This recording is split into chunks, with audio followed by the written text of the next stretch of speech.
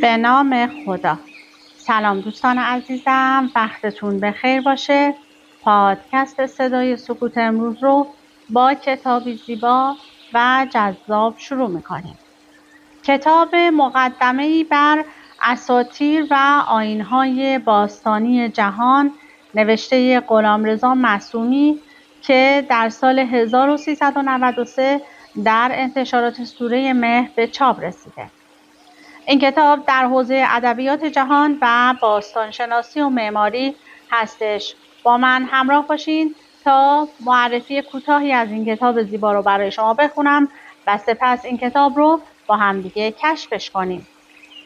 این کتاب دایرةالمعارف گون به معرفی اساطیر و چگونگی به وجود آمدن اسطوره‌های مختلف و پیدایش و اعتقادات مختلف و باورها و آیین‌های باستانی در اقوام مختلف جهان در طول تاریخ پرداخته است.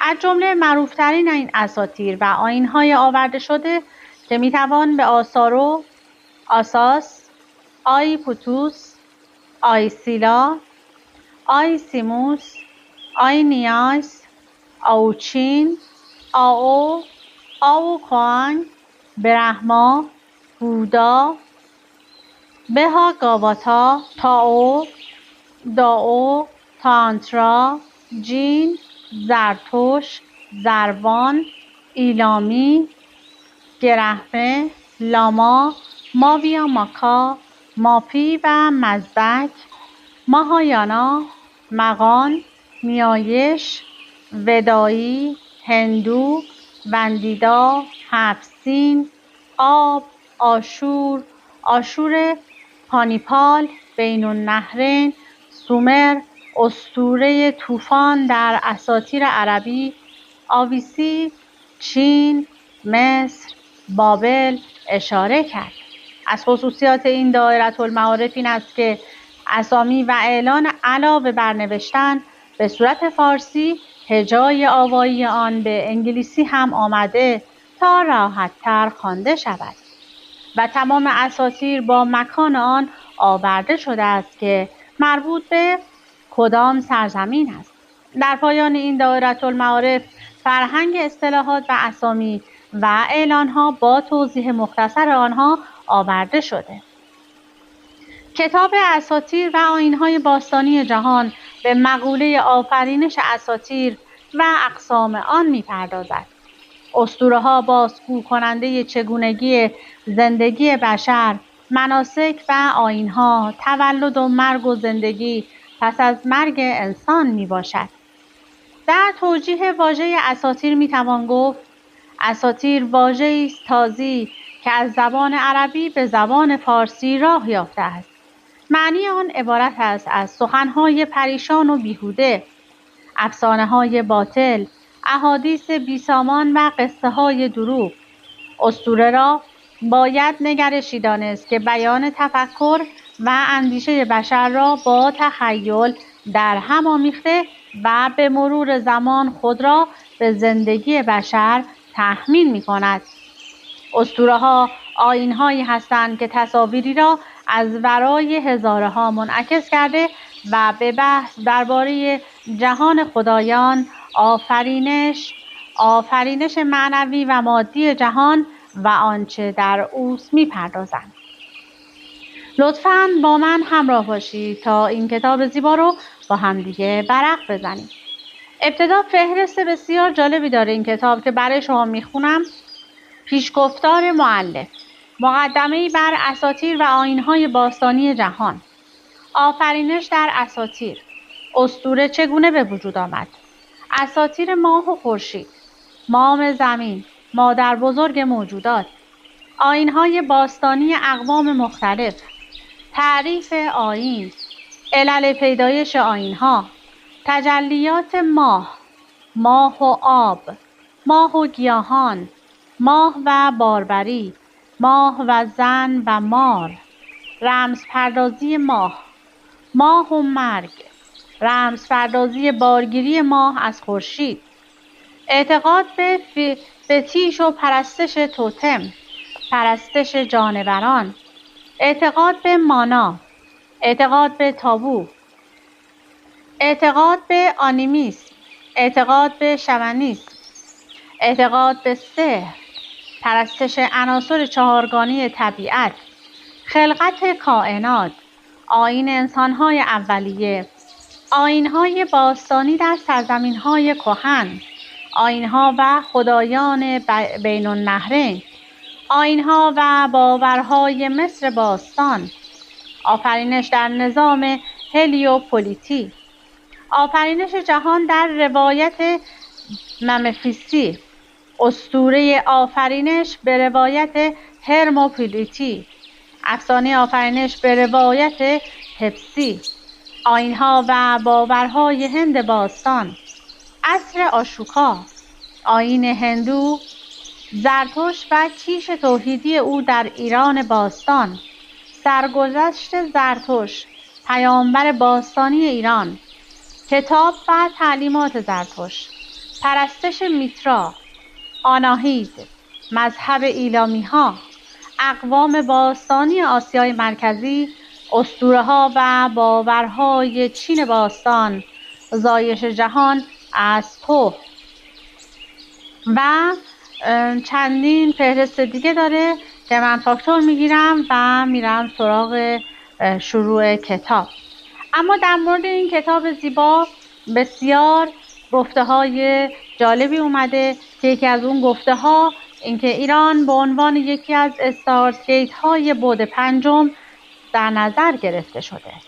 در این کتاب آورده شده است که یکی ورودی به برج های بابل یکی از استارت گیت ها هستش که در ایران وجود داره. ما ز آغاز و ز فرجام جهان بیخبریم، اول و آخر این کهنه کتاب افتاده است. کلیم کاشانی. در توجیه واژه اساطیر میتوان گفت اساطیر واژه‌ای است تازی که از زبان عربی به زبان فارسی راه یافته و معنی آن در فرهنگ‌های فارسی و عربی عبارت است از سخن‌های پریشان، بیهوده‌ها، افسانه‌های باطل، اباطیل کاذب، احادیث بیسامان و قصه‌های دروغ. اساطیر الاولین را نیز به معنی افسانه‌های قدیمی یا خرافات پیشینیان آوردند.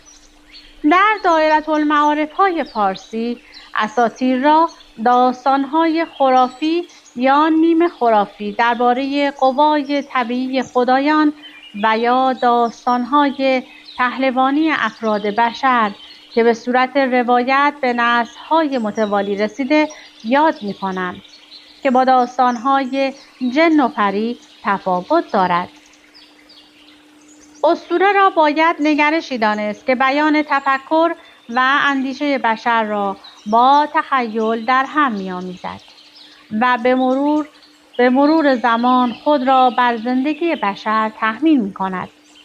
اسطوره‌ها بازگو کننده چگونگی زندگی بشر، مناسک، آیین‌ها، تولد، مرگ و زندگی و زندگی پس از مرگ انسان‌هایند.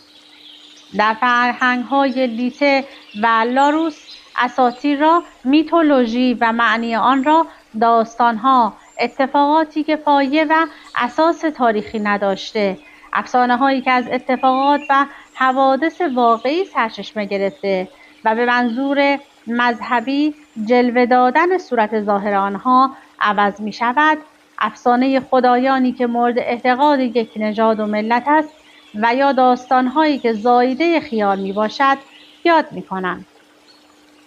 بر این واژه دانشمندان مختلف زبانشناس، نژادشناس، مردمشناس، فلاسفه و علم الادیان هر یک شرحی دارند. مثلا هربرت اسپنسر، دانشمند و فیلسوف انگلیسی میگوید برای شناختن ریشه و اساس اسطوره باید زبان مردمان را مورد بررسی قرار داد. زیرا اغلب اسطوره‌ها توصیف شاعرانه مناظر باشکوه طبیعت هستند و اسامی خدایان روی این پدیده‌ها گذاشته شده است. فروید و پیروانش نیز بر این باورند که اسطوره یادواره‌ای برای ارضاء امیال انسان هاست. همچنین جیمز فریزر صاحب کتاب شاخه‌های زرین معتقد است که همه اساطیر مربوط به باربری و حاصلخیزی طبیعت میباشند. ژورژ گیسودورف اسطوره‌شناس نامدار بیان می‌کند اسطوره در حکم اسوه صورت مثالی و الگو است، زیرا تجربه اساطیری به مثابه آیینی نیایشی است که منظماً باید تکرار شود و برای آنکه اعمال آدمی معنی یابند تکرارش ضرورت دارد. از همین روز که گفتند آیین اسطوره‌ای است بالفعل و در واقع دوران اساطیری نوع بشر دوران تکرار است. اسطوره‌ها تجسم پندارگونه احساساتی است که ندانسته بعضی افراد برای کاهش و تقلیل رنج و یا اعتراض بر امور نامطلوب و غیرعادلانه که در سازمان‌های قبیله یا جامعه خود مشاهده می‌کنند بیان می‌نمایند. از این حیث اسطوره‌ها راز و رموز و کنایات پرمغز و با معنایی هستند که آن را کراراً بیان کنند و نقل کنند و پیاپی بازگویند یک نوع آرامش فکری در ذهن آنها ایجاد می‌کند و آنها را گویی با لحن مؤثری راضی و قانع می‌سازد و این مهمترین صورت اساطیر اولین است.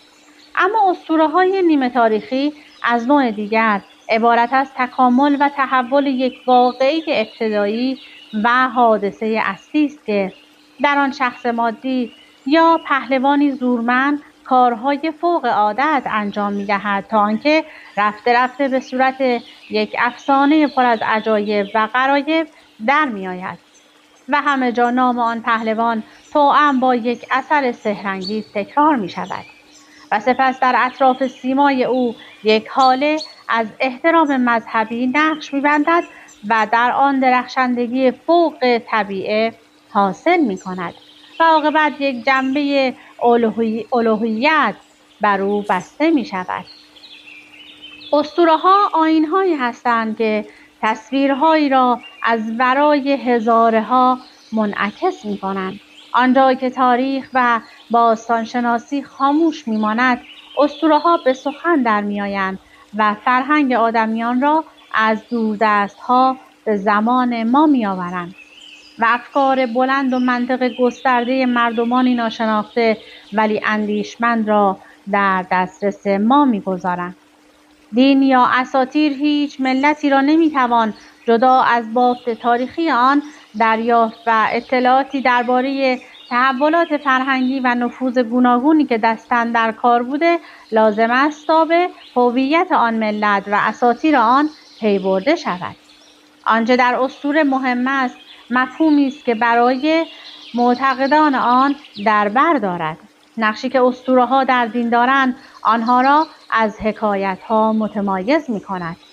آدمی می‌کوشد که در دین خویش شناختش را از خویشتن و طبیعت و محیط خود بیان کند و اسطوره‌ها که تفکرات انسان را درباره هستی روایت می‌کنند صورت‌های ثابتی هستند که در آنها آدمی می‌کوشد این شناخت را بیان دارد. اسطوره‌ها تنها بیان تفکرات آدمی درباره مفهوم اساسی زندگی نیستند، بلکه دستورالعمل‌هایی هستند که انسان بر طبق آنها زندگی می‌کند. تاریخ اسطوره‌شناسی سراسر عبارت بوده از فرود آوردن تدریجی خدایان از عرش آسمان به فرش زمین و جستجوی ریشه توهمات اساطیری در قلب انسان و نه در امر نظاره اختران. مارسل موس اسطوره را داستانی خام، بی‌پرده و رک می‌داند که مناسکی را به دنبال داشته و جزء نظام اجباری تصورات مذهبی است. موس بر این باور است که اسطوره برخلاف افسانه در عالم جاویدان و سرمدی تصویر شده است و وقتی حوادث دقیقی را حکایت می‌کند از دوران اساطیری می‌گذرد که با دوران آدمیزادگان متفاوت است.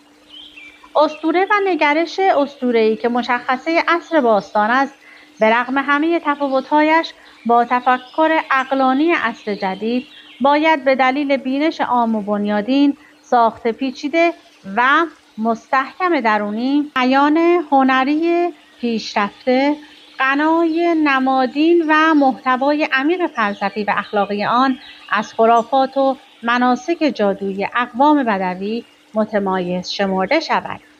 معرفی اسطوره به منزله نگرشی ماورای عقلی و قرار دادن آن در مقابل عقل زبون بیشتر بیانگر گرایش‌های خردسیز دوران معاصر است تا ماهیت درونی خود اسطوره. در تقابل با این نظر برخی تا آنجا پیش رفتند که اسطوره را نخستین تلاش عقلانی بشر برای رویارویی با قلمرو ظلمانی ناشناخته دانستند. به نظر ووند قصه ابتدایی ترین شکل و صورت اسطوره است. تحولات اساطیری به زعم او چنین است: نخست تداعی معانی بسیار ساده‌ای برقرار می شود. به عنوان مثال میان انسانی که می میرد و ماری که اندکی پس از آن در کلبه مرده می خزد تصور تناسخ پدید می آید. سپس افسانه‌های پیچیده و غامض که موجب تفریح خاطر و سرگرمی کودکان و پیرزنان است، مانند افسانه‌های توتمی ظهور می‌کند و تلاش‌های زیادی برای تبیین آنها صورت می‌گیرد. آنگاه افسانه‌های پهلوانی پدیدار می‌گردند و سرانجام اساطیر به معنی اخص که شرح ماجراهای خدایان است، منتها حکایاتی را که نخست مربوط به پهلوانان بود بر خدایان تطبیق می‌دهند. اما از سوی دیگر چون خدایان موضوع معتقدات دینی بوده و پرستیده و نیایش می‌شوند، دانش اساطیر با دین و مذهب پیوند خواهد یافت. ولی در واقع آنچه جوهر یا ذات اسطوره محسوب می‌شود این است که اسطوره آفریده تخیل است و در التقای سه جریان تبیین پدیده‌های طبیعت، قصه‌های سرگرم کننده و افسانه‌های پهلوانی قرار دارد و در نتیجه زاده طبع شاعران و مورخان است. بنابراین قهراً همزمان با ظهور تمدن‌های بزرگ پدیدار می‌گردد. باز هم فریزر می‌نویسد که اساطیر از داستان‌های مینوی پدید می‌آیند، از قبیل حدیث آمیزش جنسی انسان خدایی با زن ایزدی بر روی زمین بیبرگ و بری که میباید باربرش کرد، یا داستان مرگ رستنی‌های کهن که به سیمای شاهی آسمانی شاه خدا نمودار شده و رستاخیزش به شکل رستنی‌ها در بهاران است. اساطیر همزمان با گذر آدمی از مرتبه سحر که امری ابتدایی است به مقام مذهب که گفتاری در توضیح و تفسیر مناسک کهن است ظهور می‌کنند. وی همچنین اسطوره را تبیین کننده آیین‌های ابتدایی می‌داند و می‌گوید در آغاز اساطیر با آداب و مناسکی آمیخته بودند که غالباً برای باربری و زایایی زمین برگزار می‌شدند. ژانمر و ژرنه هم معتقدند که اساطیر تطبیق حوادثی است که واقعاً در دنیای آدمیزادگان بر عالم خدایان روی داده است. روژر کاوا میگوید میان اسطوره و آیین و مناسک همواره فاصله و افتراقی وجود دارد، بدین معنا که اگرچه واقعیت اجتماعی میتواند عناصر خارجی متشکله اسطوره را فراهم آورد، با این وجود علت کافی آن محسوب نمی شود. فروید هم اساطیر را در پرتو رویا تفسیر می کند و می نویسد اساطیر تهمانده های تغییر شکل یافته تخیلات و امیال اقوام و ملل و رویاهای متمادی بشریت در دوران جوانی اند. اسطوره در تاریخ حیات بشریت، یعنی از لحاظ تکوین و تسلسل تیره های حیوانی، مقام رویا را در زندگی فرد دارد. یانگ نیز میگوید اسطوره یعنی گذر از آسمان به سرزمین آدمیان و از برون به درون. علی شریعتی در تعریف اسطوره میگوید اساطیر مجموعه‌ای از نمونه‌های عالی هر احساس، نمونه‌های عالی هر تقدس، نمونه‌های عالی هر جمال زیبای مادی و معنوی است. پس اسطوره نمونه سازی می کند، اما آنچه هست نیست، آنچه باید باشد است. و نیز می گوید اساطیر تاریخی است، نه آنچنان که هست بلکه چنان که باید باشد. اساطیر بیان زندگی و وقایع افرادی است برتر و کاملتر از انسان و هر کدام مظهر کامل و مطلق یکی از مسائل و امور در دنیایی بالاتر از دنیای واقعیت. ژورژ سورل و ارنست کاسیر اسطوره را بدین گونه تقسیم بندی می کنند.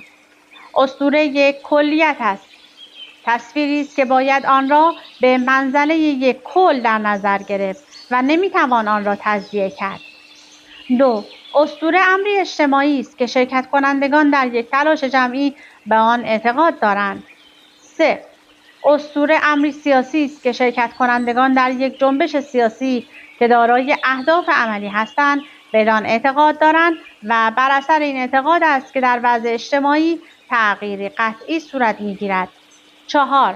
اسطوره فعال است و موجب عمل مخربی می شود که هدفش نه انعکاس واقعیت بلکه عمل کردن بر آن و تغییر دادنش است. 5. اسطوره یک تصویر جادویی است که گرایندگانش در آن تحقق خواسته های خود را می بینند. 6. اسطوره قائم به ذات است و عمل نمی کند، نه آنکه بر آن عمل شود. از نظر سورل اسطوره نیروی خلاق، حیاتی و فعال است که مستقیما از عمیق‌ترین عواطف انسانی سرچشمه می‌گیرد و می‌کوشد تا آنچه را که در قالب تصاویر ارائه می‌دهد در واقعیت تحقق بخشد. اسطوره چگونه به وجود آمد؟ اختراع اسطوره‌ها و افسانه‌ها در تمام نوع بشر عمومیت دارد، چنانکه در نزد بومیان باستانی و بومیان استرالیا و در همه جا اسطوره‌ها از آن ناشی شده است که به اندیشه‌های مافوق طبیعه وزن و ارزش خاص می‌دهند یا برای تشریفات و آداب و عبادات قبیله یک نوع حقانیت و استدلال ایجاد می‌کنند. پیدایش اساطیر ابتدایی و اولیه را می‌توان در خواب‌ها و رویاهایی جستجو کرد که آن را بارها نقل و تکرار نمودند تا بدان وسیله برای سرآغاز و علل معانی امور تا حدی دلیل و سببی پیدا کنند. به عبارت دیگر ممکن است اساطیر از آنجا ناشی شده باشند که در روزهای نخستین از کسی که دارای قوه پندار نیرومندی بوده است سوالاتی از این قبیل به عمل آمده که چگونه آسمان برافراشته شده است؟ عالم را چه کسی ساخت؟ آدم اولی از کجا آمد؟ چرا خرس دم ندارد و چرا ملخ پا ندارد؟ پس آن شخص از توده تصور یا از خواب و خیال خویش پاسخهایی برای آن سوالات تراشیده است. مخصوصاً اگر حکایات ساده‌ای از پیرمردان در این باره شنیده و نقل کرده و سپس خود جزئیاتی هم بر آن افزوده باشد. رفته رفته اسطوره‌ای به ظهور رسیده است. این قصه سرایان یا مخترعان اسطوره‌های نخستین هرچند بسیار ساده‌لوح و سطحی بودند ولی به نظر می‌رسد که آنها خود را به یک گونه کار فکری و علمی ابتدایی سرگرم می‌کردند و تصورات مختلف خود را به یک گونه با یکدیگر آمیخته‌اند تا با افکار عموم افراد قوم و قبیله ایشان در آن زمان سازگار باشد. اما این کتاب بسیار زیباست و بهتون پیشنهاد میکنم حتما بخونید که استارتگیت های مختلف دنیا رو مشخص کرده که 5 تا از این استارتگیت ها در ایران ما وجود داره و امیدوارم روزی هم ما بتونیم از این استارتگیت ها عبور کنیم. از اینکه با من همراه بودید سپاسگزارم. تا وایس بعدی، خدا نگهدارتون.